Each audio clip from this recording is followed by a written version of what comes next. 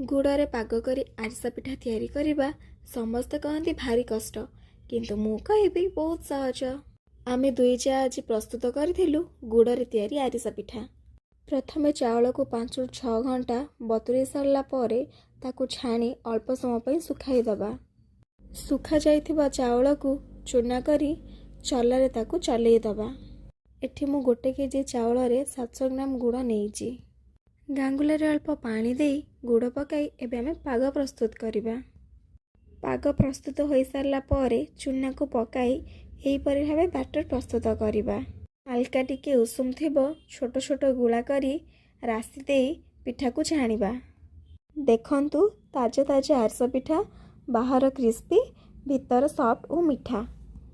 आम दुई जांक हाथ तैयारी आरिसा पिठा आपण मानक केमती लागिला कमेंट बॉक्स रे निश्चिंत कहिबे।